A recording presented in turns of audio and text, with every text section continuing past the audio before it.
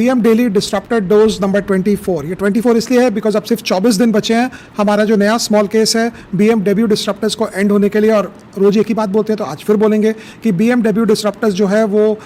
ऐसे IPO stocks में invest करेगा जिनके ऊपर से बहुत धुलाई पिटाई हो चुकी है, और स्पिन ऑफ्स में या जो कॉर्पोरेट रिस्ट्रक्चरिंग हो रही है जो कंपनी में, उनमें इन्वेस्ट करेगा। बड़ा पैसा बनता है लेवरेज से, कॉन्सेंट्रेशन से बड़ा पैसा बनता है। अगर आप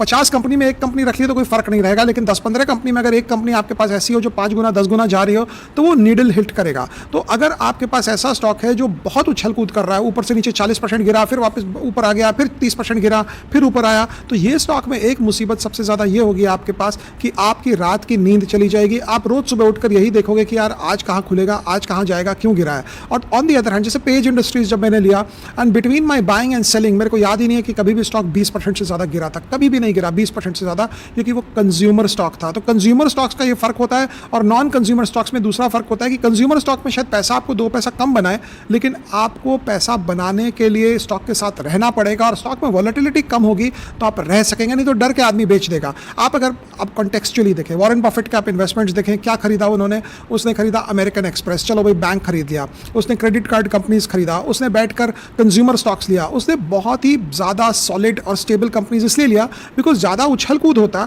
तो उनका प्रॉब्लम होता कि वो किसी और का पैसा लेकर, फ्लोट लेकर वो इन्वेस्ट कर रहे थे। तो किसी और का पैसा लेकर इन्वेस्ट करना, और अगर दाम घटता है तो ऑब्वियसली आपका दिमाग खराब होगा। तो वॉरेन बफेट के इन्वेस्टमेंट देखिए, किसी का भी अगर हम बात करते हैं तो बात यही होती है कि यार उसने पता है किसमें कमाया, बोला किसमें, बोला उसने HUL ले लिया था, उसके दादाजी लेकर चले गए थे, उसने लीवर ले लिया था, ब्रिटानिया ले लिया था। ब्रिटानिया HUL लीवर इसलिए आपके पास रह गए क्योंकि वो ज़्यादा उछल कूद नहीं कर रहे थे।